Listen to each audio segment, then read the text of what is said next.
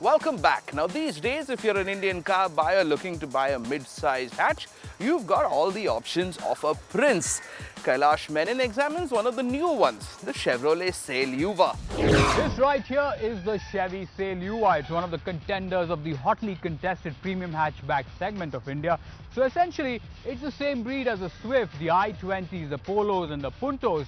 But the trouble really is, it's somewhere lost in the crowd and no one's really queuing up the showroom to buy one. It doesn't have an outlandish waiting period, and like the competition, it certainly isn't clogging the streets either. So the big question really is the Chevy Sail Yuva a bad car? Well, let's find out. For starters, it's a huge hatch. It feels fairly premium, is comfortable to cruise around in, and like the competition, comes in both petrol and diesel engines. That's right, for the petrol purists who like the smoothness and refinement of a petrol engine, you have the option of buying a 1.2-litre petrol that's good for about 85 bhp and 113 Newton meters of torque.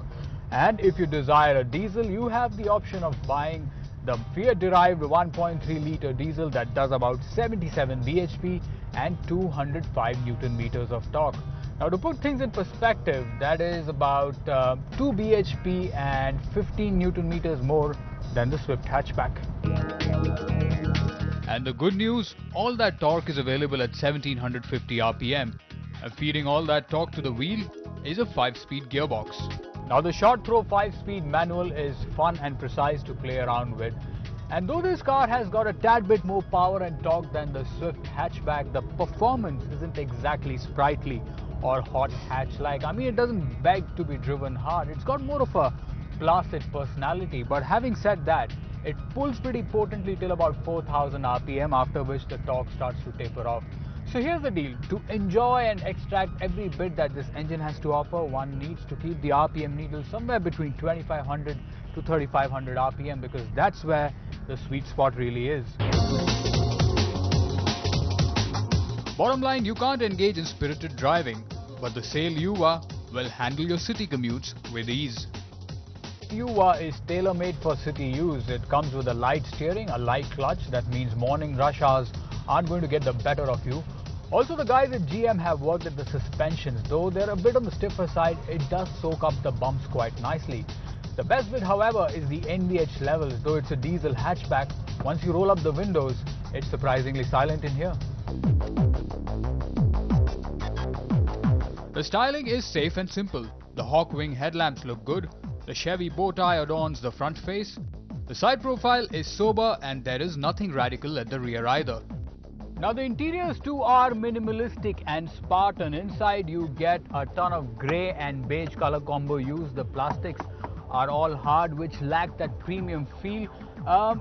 The layout is pretty simple too. Now I'm all for simplicity, but barring the Bluetooth audio system, the USB and the aux-in, and probably the digital fuel gauge and RPM meter, this car feels a bit too ancient. I mean, you step inside and it doesn't feel up to date, which is a bit of a glitch.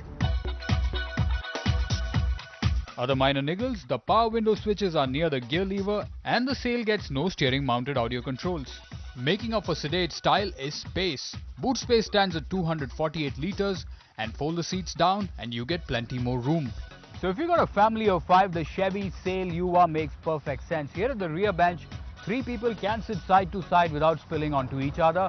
As far as the room goes, there is ample knee room, decent headroom, and when you compare it to the competition, it really is the roomiest of the lot. The top-end diesel comes kitted with airbags, ABS and EBD. The prices start at 5,29,000 rupees and goes all the way up to 6,68,000. Compared to the competition, the Chevy Sail Yuva is 30 grand cheaper than the Swift LDI and 19 grand cheaper than the Swift ZDI. So the big question, should you buy one? First, let me answer the question I posed at the beginning of the story. Is it a bad car? No, it's not a bad or a substandard car by any means. It's only when you compare it to the competition, it appears a bit lackluster. It appears a bit above average. I mean, the engine is decent, the performance is decent. The styling, yes, it lacks the oomph, but making up for that is a ton of space. So the conclusion really is, it's a bit like Clark Kent. And the trouble is, the customer contemplating a purchase of a premium hatchback is thinking, why should I be Clark Kent when I can pull in some more money and be Superman? You get the drift, don't you? Before words like KTM and CBR became popular and even mainstream, there was only one acronym that really mattered to the Indian motorcycle enthusiast, and that was RD. Abhishek Singh hitches a ride with the Bombay RD 350 Club to find out what makes these bike ticks. There was a time when the roost was ruled by the Bullet 350. Also in the market were its minions, the SD250, the Bajaj Chetak and the Lembretta. All legendary machines in their own right, but not the fastest ones. So when Escorts began the assembly of the Yamaha RD350 in India in the laid-back early 80s, the bike came as a breath of blue smoke and the smell of two-stroke oil. And it instantly became every boy biker's objective desire. I think anybody who sort of went to college and grew up in the early 90s, late 80s would have at some point dreamt, one day I'm going to get an RD.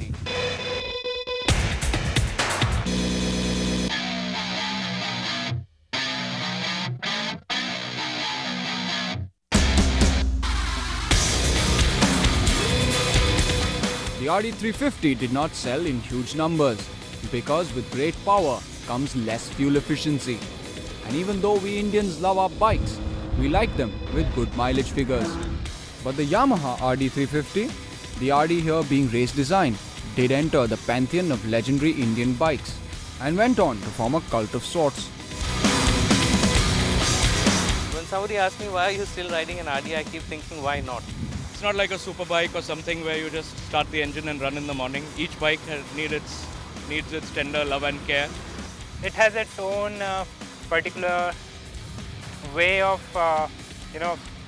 throttling power, which no other bike can give you. It is a cult that still exists even after production was stopped 23 years ago, way back in 1990. And because boys will be boys, they have kept their RD350s up and running with a lot of love, care and at times pain, even after all these years. We joined the Mumbai RD350 Club for a ride to Malshej Ghat and met up with a bunch of people that are as hard to find as their bikes, but they exist nonetheless. It's good to get so many bikes together because there are not many RDs left, and all the guys are pretty enthusiastic about riding with us. We have about 15 odd bikes in today, which is a good number. They may not have great strength in numbers, but their love for their bikes keeps them together. And it is this camaraderie that led to the formation of the club and what keeps it running. Bringing up all the RD owners together is my motive, so that we can actually show the new generation what these RDs mean, which have been MotoGP champions since 70s. Riding with the Mumbai RD350 Club only has one prerequisite, and that is an RD350. There's no bar or anything else. Ashwin Tijoriwala, for instance, is well over 75 years old, but he's been riding his RD since the past 30 years. And by the looks of it, he's been riding strong. Well, it's my beloved bike. It's there with me since 1983 when it was allotted. So it's almost 30 years now, in October or November. So since then I'm the single owner of that bike. And I've been sort of attached to it so much that I wouldn't like to part with it. And that's why they say boys will be boys. And there are some boys whose love for their bikes borders on being fanatical. The Mumbai RD350 Club may not get together as often as they like, but they ride out at every chance they get. They've been very active in the recent past and they have big plans for the future. Those of us who lead drab lives and complain about the lack of mental peace need only to learn one thing from a seasoned rider. You only need 3 things to find mental peace: a bike, a full tank of fuel, and the open road. To the awesome folks at the Mumbai RD350 Club, all we shall say is ride hard and ride safe. And that was our show for this week. We've had a great time making it. We hope you've had a good time watching. Remember, you can catch the entire episode online at timesnow.tv or youtube.com. Till next week then, ciao and take care.